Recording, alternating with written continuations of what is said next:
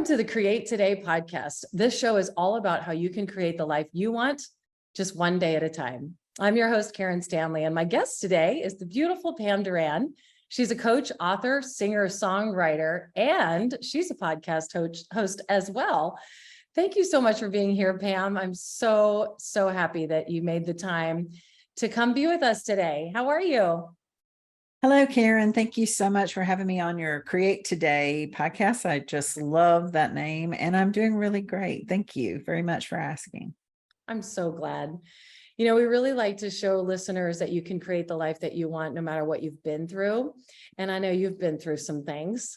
So let's start about just talk about your journey leading up to the incredible You Are Enough movement that you are doing now and all of the things that you're doing now. But, you know, what was your life like growing up? So growing up, we were poor, but we didn't know it. Really? You didn't know it? No, we just had a lot of love. We had a lot of fun. We always had a lot of family, around. So that is Siblings. something that I have overcame is the poverty. I don't know if some people get out of that mindset, but I'm very thankful for that. But it made me be more just taking risk, the sky's the limit, nothing's impossible. I never felt like I couldn't do anything. I just felt like whatever I pursued, it would just work out one way or the other. So Where do you think that came from? I'm sure from my grandparents, my dad. I listened to your podcast with the other lady that has the growth app. And so my dad's an inventor. He was an inventor as well. So he always had great ideas. So I think him, my grandparents, my mom, they were all had a great work ethic, just determined, persevered through it all. I always think about them because my last two uncles are still alive. They're 93 or 94. And then the other one will be 90 next year. But they came through, the Depression. And so I always try to think about that traditional mindset. We've moved on, we're over here, but they're still back there, thinking of things as they were, or they had to be. And my grandmother, I spent so much time with them. I love both of my grandmothers, but one was like a city grandmother and one was like my country grandmother. So they always had paper, tissue. My country grandmother always has tissue in her purse. And I'm like, oh my gosh, I'm my grandmother. I open up my purse and I got a bunch of tissues in there. But it's because they came through the hard times. They didn't have paper. They were just survived that and really overcame it. They were all very successful in their later years before they passed. So. Oh, that's beautiful. Where are you from? I love your little bit of a Southern accent. I am from Georgia. So around the north of Atlanta suburb area. Oh, that's fantastic. I was born in Warner Robins Air Force Base. Oh, wow. Close to there. Yeah. I know where that's at. Yep. Yeah. Long time ago. Fantastic. When you were younger, what did you think your life was going to look like? What did you think you were going to do? Did you have dreams early on? I did. I remember. It's weird you asked me this because I was just thinking the other day when we would ride the bus to school, I was dreaming the whole time going to school about the car that I wanted, the house I was going to have, if I was going to go on to college or, whatever, but I was definitely a dreamer. So I was always dreaming about the future, and what the future held for me. Yeah. Did you go to college? I did go to college in Tennessee and then in Georgia. I finished my master's degree. You did. What did you get your master's in? Yeah, business administration and computer science. And then I got my graduate certificate in healthcare IT. What made you choose healthcare IT? Well, so before I went to college, I did go to college, but junior college. And then I worked at the hospital when I got married. And I love working in the emergency room. I really just felt so connected. I have to say that was a satisfying job, when I worked there and helping people just coming in that needed help. Mm. So I wanted to, just pursue that. I had been in different industries. I am in IT, quality assurance. So I had been in different industries. In the healthcare industry, when I was with them, I felt really connected to that. So, Mm. Helping people and serving people. yes. What types of challenges and adversities did you face as you're going along in your career and in your life and in your family that you could talk about, tell us about, and give us some inspiration for overcoming challenges and overcoming setbacks and overcoming adversities? So some of the challenges I had, my dad, of course, was real strict. And so once I got to college, I mean, those were fun years. I have friendships today from those years. So it was, I remember crying the day they left. I don't think I'd ever cried so hard that day until that day. But it was a lot of fun. I made a lot of friends at school. But when I left,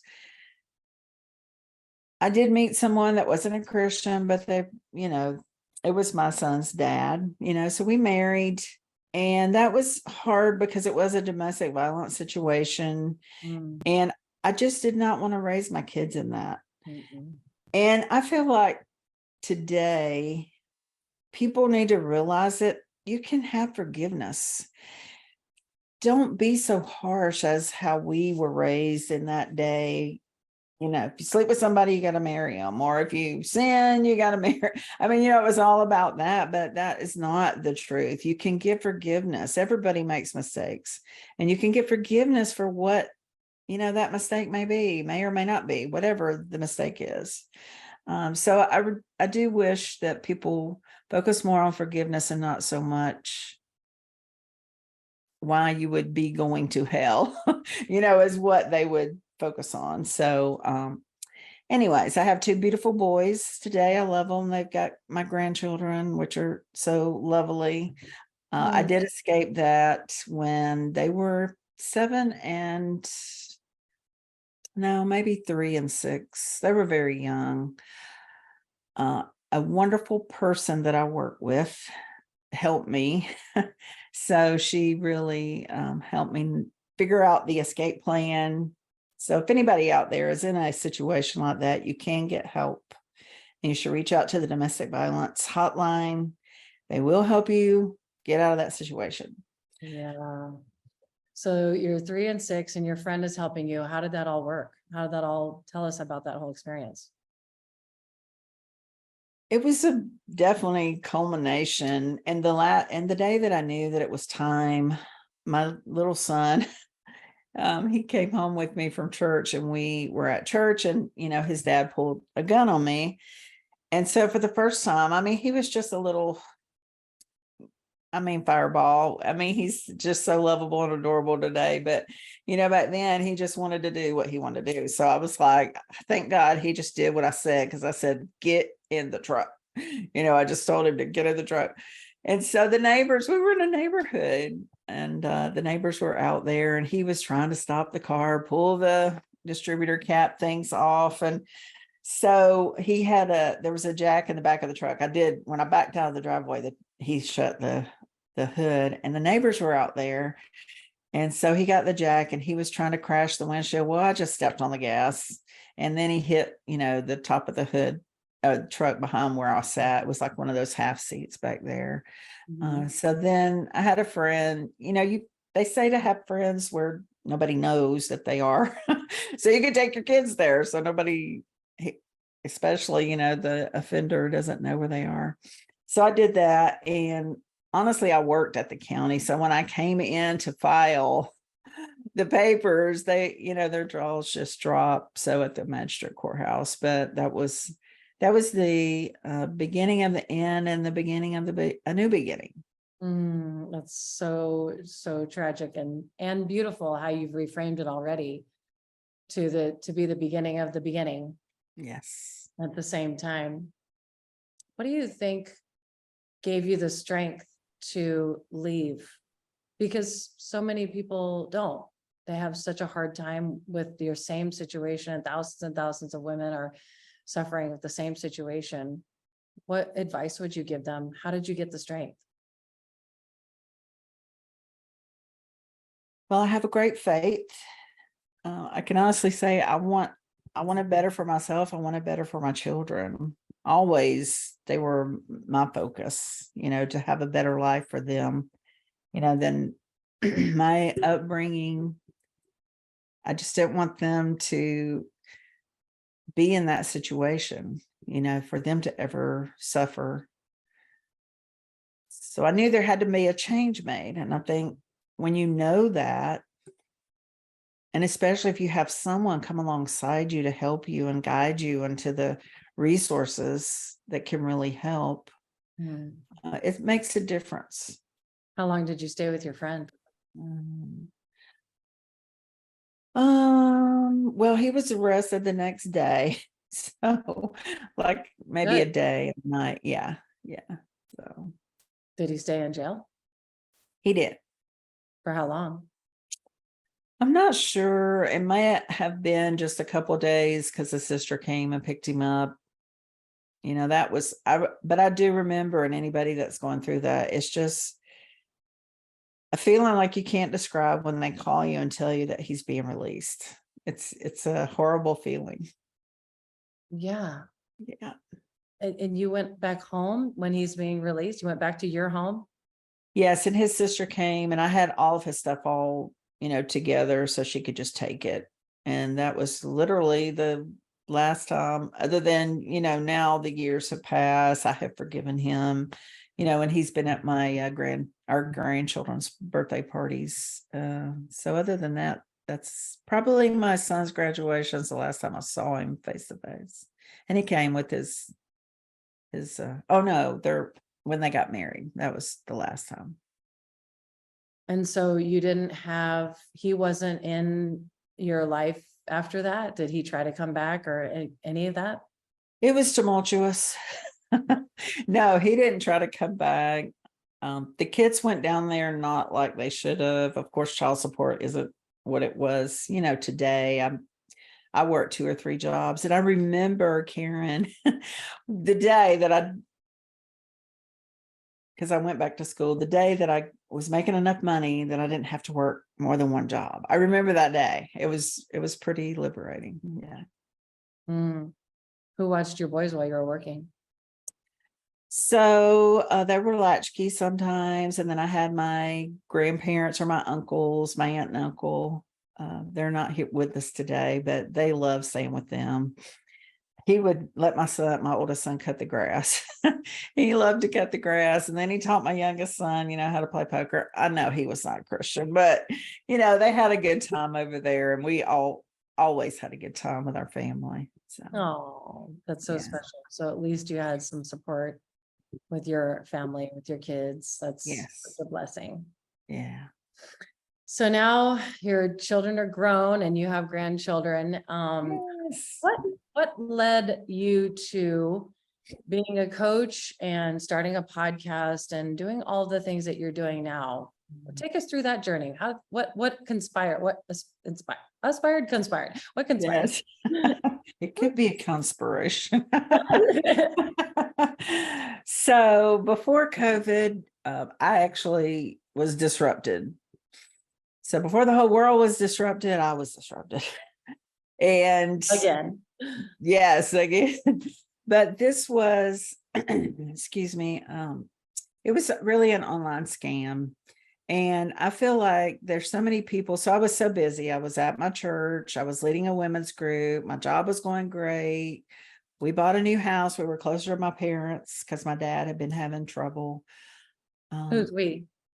Oh, me and my husband. I did actually get married when my kids were 13 and 16. Oh, and you're still married? Yes. Oh, that's beautiful. Well, remarried, but anyways, I'll tell you about that. So, we were just going along and it was very complacent. And I feel like a lot of women, maybe 40s and 50s, I feel like they've lost something. I know that I didn't really know that I felt that way until this person brought doubt in, just like the devil brings doubt into our lives and makes us start rethinking things. But it was so real because it was a celebrity. We were the same age, and it just started out as a conversation. And I'm like, well, why not? Everybody needs somebody to talk to. Why not? Why not me? So we started the conversation, and it just made me feel things that was fleshly. It wasn't of the Lord. I didn't keep my focus on the Lord. I know that now, but then I was totally convinced he wanted to marry me. He couldn't live without me. We were going to have a life together. So, in 30 days, I got divorced. I quit my job.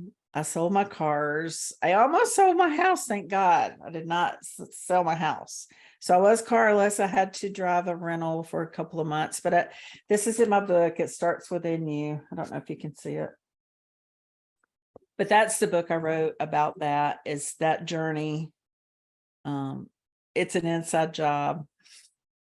Your heart, mind, emotions deceived, because that is the deceiver. Satan is the deceiver. He wants to come in and disrupt everything. Yep. And so that was all happening at the end of 2019. I did go to Nashville and record a song that I wrote with the person. So it's out there on SoundCloud. What? The person who won't be named. Exactly. It's in the book. You have to get the book. Oh, you tell us the name of the book. You tell us who it is. So wait, I'm not going to let you off that early. So you sell your cars. You sell, what else did you sell? You quit your job, you get a divorce, you sell your vehicles in 30 days, and then you go to Nashville with this person. Well, they were on my IM. So they weren't physically there, but you would have thought they were there because we were communicating. Yeah. It was very deceptive. They weren't physically there. No. What do you mean? They were just on my instant messenger, on my WhatsApp. That's it. That's why it was never a real person. It was a scam. It was definitely a scam of that person. The FBI was involved. The GBI was involved. It was a really big deal because it was so serious. Here's the thing though, they created doubt. So what they're doing is creating an emotional hook. They relate something tragic that they've been through, and then you relate back your tragedies that you've been through, and they're kind of similar, right? Mm-hmm. And so then they start making you feel that feeling that you haven't felt in a long time, that they want you, you're desired, you're appreciated. It's not even on a sexual level. It's just appreciation and love. Mm-hmm. And that creates an emotional hook in people. And I am so thankful, really, that I was able to unravel or unhook from that. It was a process. Wow. It truly was a process. So here's what I'm saying about the emotional hook. They even transferred $7,000 in my account. I should have put that in my savings. No, went straight to the account that we had together on the Bitcoin, okay, which is untraceable. So it was a big ordeal. So you record a song. Once you found out this was not real and it was a scam, what did you do?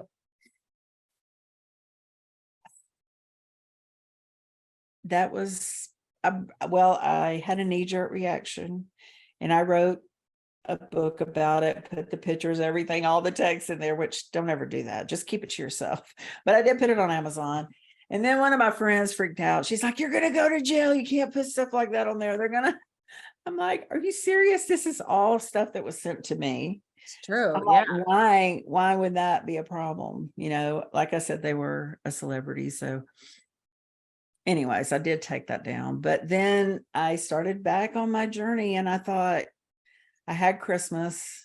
I did go see my kids for that. Of course, I was divorced, so I was not with my husband.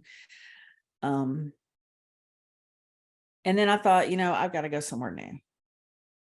I've had coaching before, and I'm like, I just got to get go somewhere new, go somewhere different. So I had a lovely friend. I hadn't seen her in a few years, but I called her, no questions asked. And that, that unconditional love is what we should convey to the world. It's what we should convey to other people that are going through the same or worse things. There's worse things out there. She didn't ask anything. She didn't judge me. She let me come down. And it was in January. So she lived at the condo on the beach. So I was out there singing Let It Go every day, morning and night on the beach, barefooted. And yeah, it really touched my soul. And that's when I started my journey back.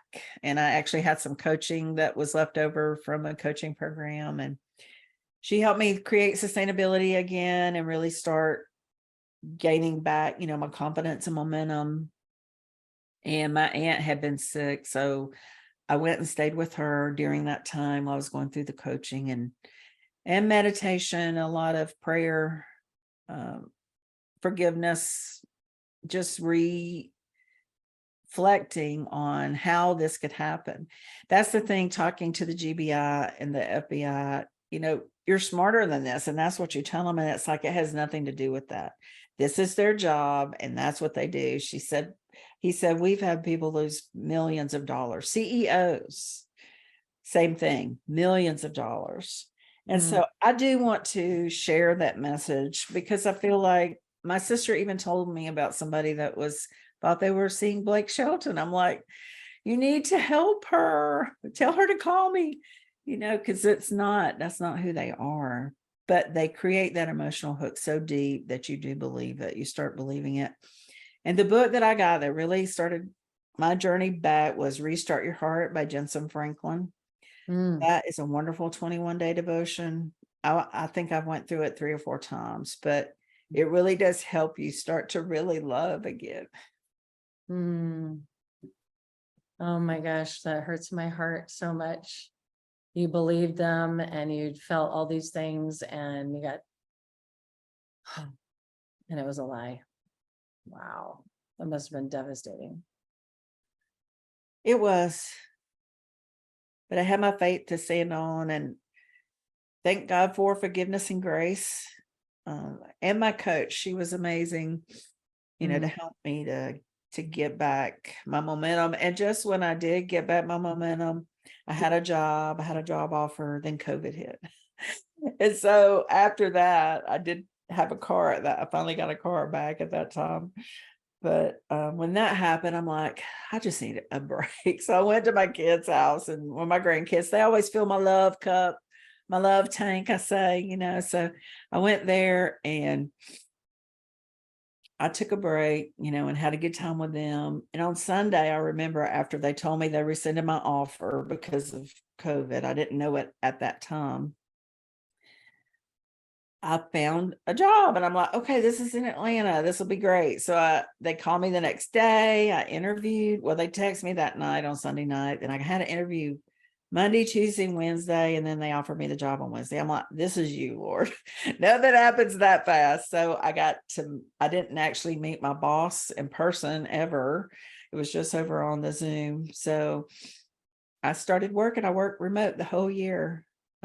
So it was awesome. It was fabulous. Did you stay the whole year at your grandkids or your son's house?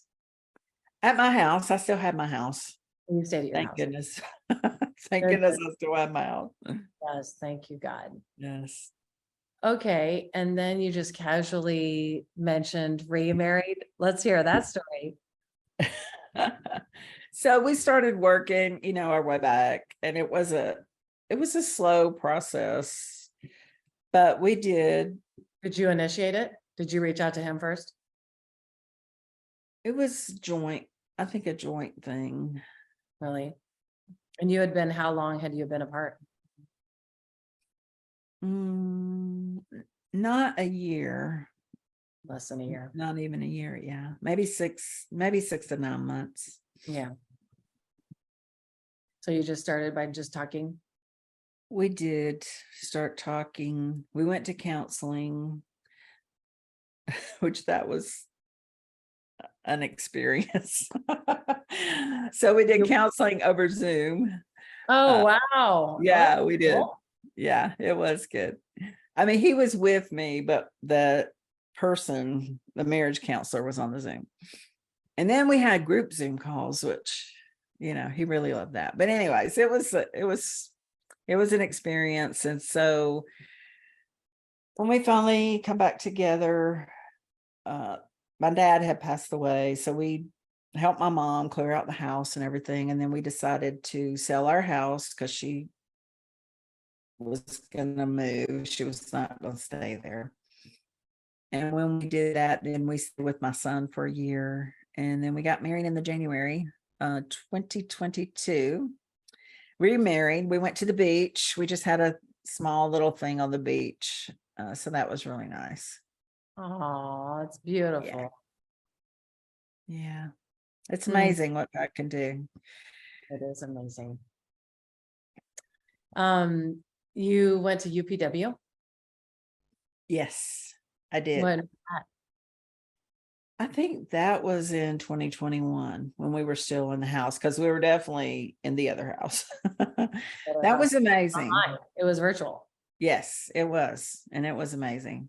Mhm. I gave it my all because I wanted the best results. I wanted the full experience, and it really recharged me a lot. Yeah, I took my two older kids before COVID. It was 2019, I think, right before. So we just got in right under the buzzer before he started doing the virtual stuff. Yeah. Anyway, incredible. We all went to LA for the weekend. Yeah. So then you decided that you want to start a podcast. Tell me about the You Are Enough movement that you've started. What exactly happened? So You Are Enough. Let me think. Oh, okay. So I had to rethink where I'm going with it. Yeah. I'm really kind of marrying it with my Real Heart Talk podcast because it is the same. Real Heart Talk, You Are Enough. You're worthy, you deserved. Things are going to come for you. So my coaching program I was in this last year, James Malinchak VIP coaching, he has like a 3-hour meeting with you. And so we went through all that and you talk, and then he kind of tells you back what he heard or what, resounded, what is coming up in your spirit. I mean, he doesn't say it like that, but that's how I feel it is, what resonates.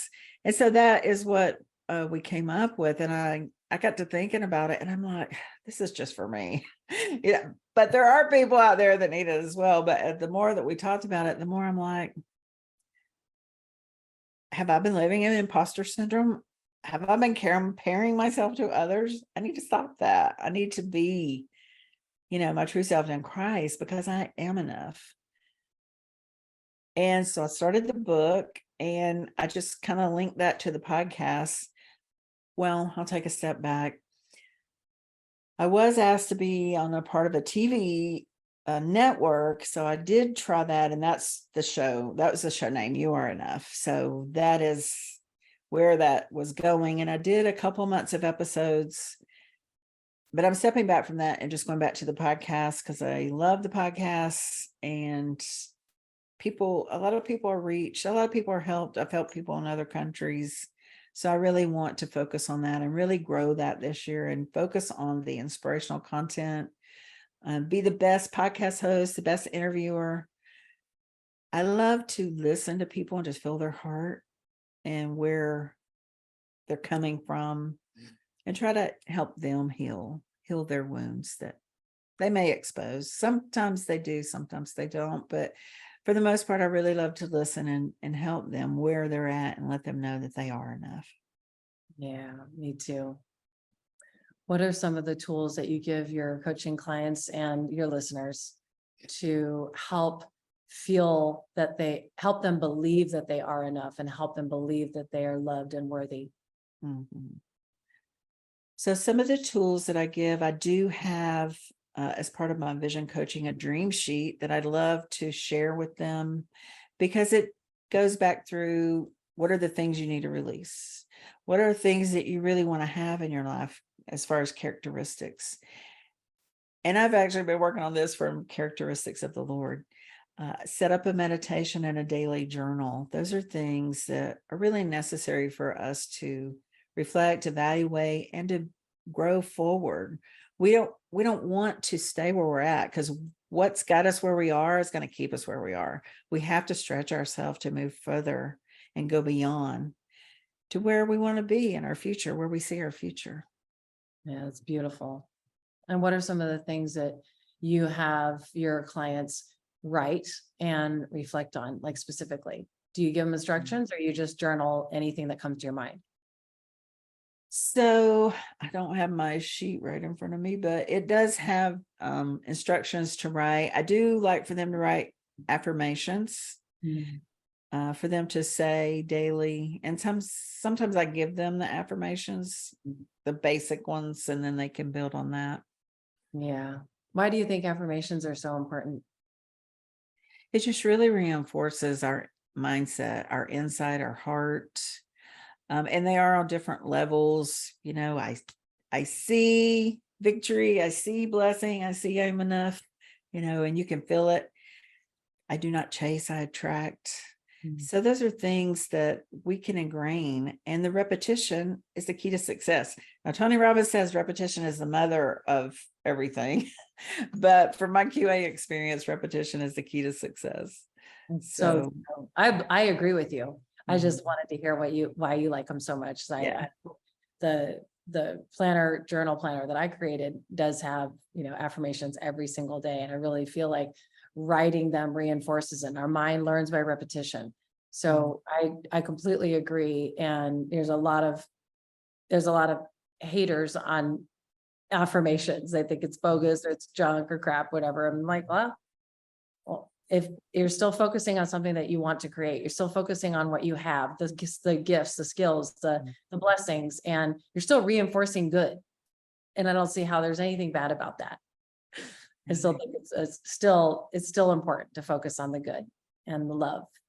Yes, for the Yeah. good, because everything that happens for you, as you know, Ed and Andy say, happens to you, happens for you. And also the Romans 8:28, all things work together for our good, whether it's good or bad, it's all working for our good.